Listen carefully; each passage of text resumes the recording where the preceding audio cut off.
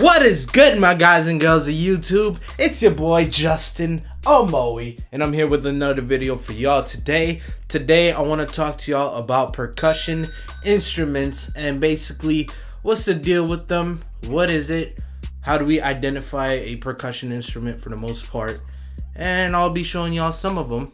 Yeah. For those who've seen me last year, who sticked around for the most part, first of all, thank y'all. Second of all, I made videos on how to make drum kits. And part of making drum kits is recording sounds, recording instruments, recording samples, whatever it may be for your drum kit. And I went all the way out to get some percussion instruments, and why not, you know? I believe I have like 7 or 8 of them. It was probably $80 in total, so for those who will buy the drum kit in the future, thank you. A percussion instrument is something you could strike, like, you know, bam. Something you could scrape, like rub. All types of stuff like that will identify as a percussion instrument. Mostly a percussion instrument would be either pitched or unpitched, meaning it stays one sound, or you could change the sound, which is pretty weird because that kind of makes it every instrument now in a way, right? Almost. So if you think about it, a guitar would be considered a percussion instrument to the people, you know, who makes music. I guess you could say old classical music. It's an instrument that you could flick, that you could strum, you could hit, strike, you know, something like that. Shake. Well, you can't shake a guitar, but you can shake a percussion instrument. I'll leave that debate up for whatever, but for the most part, we're caring about something you could strike, something you could shake, something you could rub, and hit, basically. For shake, we got something like this. What's this called again? Just kidding, I know. It's a tambourine. A tambourine is a percussion instrument. Notice that it doesn't change pitch, or we're not able to change its pitch. I believe that's called an indefinite pitch. If not, correct me text. So tambourine, you could shake, you could hit, and you could scare your cats with it. These are used mainly with rhythmic things. So, you know, it's like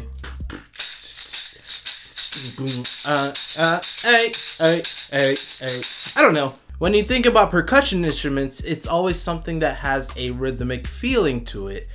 Also has a feel of wood or perhaps metal. In this case, we have a triangle.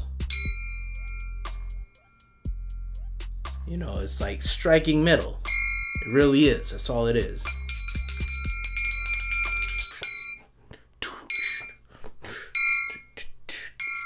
Like I just said, percussions could be wood, which is usually the ideal thing when I see percussions. I always envision wood, like these. Claves, claves, whatever you want to call it.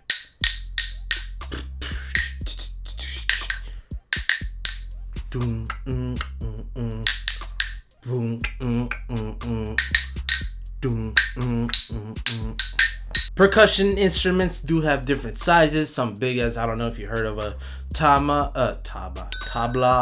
or a big old taiko drum from Japan. Right here I have an Indian bell. If it would zoom in, that would be very nice. Hopefully everything's been in focus the whole time. Pretty simple, right? It's just a metal string connected to a little metal ball thingy. And it hits.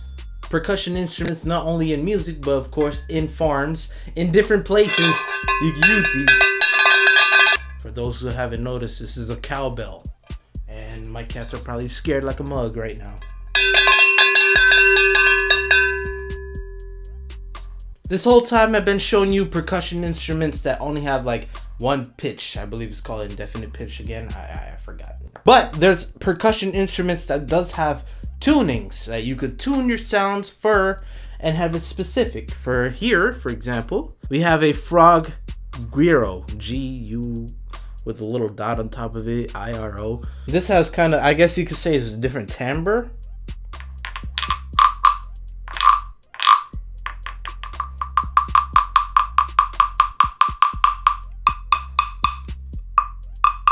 You can even use the other side of the stick. So here's a instance of different timbres on an instrument where you can make it sound different that way. Here is a coconut, kalimba.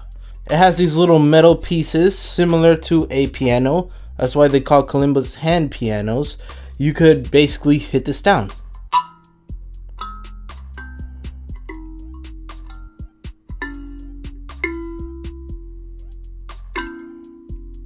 Bam. Notice up here we have these little metal pieces. These are the little forks or whatever you call it. You're able to change the tune by unscrewing and adjusting this, similar to how a guitar fret is. Notice the little iron metal bar here, whatever it's called, the long thingamajiggy. Just like a guitar. I tuned it to this sound right here.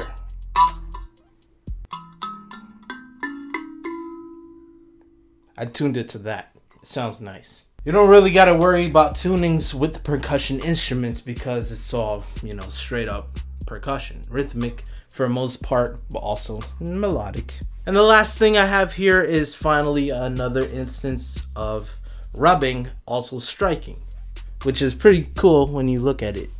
This is called a, I guess you call it Tibetan. It's a singing bowl. All right, so it's all metal. You can strike it. Notice the sound. Bring it up to the mic.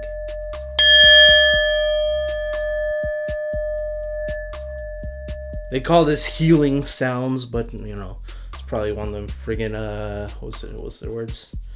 Peace, man.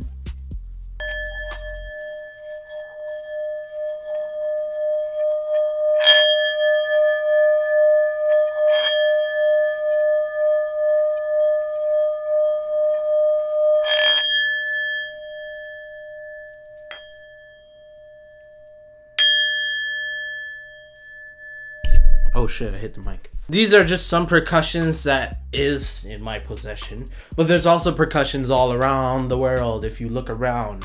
From DJs, turntables, for some reason that's noted as a percussion instrument because you could scratch it, you could, you know, scrape it or rub it, you could hit it, like the pads on there, you could, I don't know, strike it, the faders. But people like I said, the farmers with the cowbells, the gym teachers with the whistle, the alarm, you know, the firefighters with the alarms, the bell, the dinging bells, even the regular sounding alarms, those are noted as percussion instruments. But for the most part, if you are confused about percussion instruments still, think of it in these two simple sentences.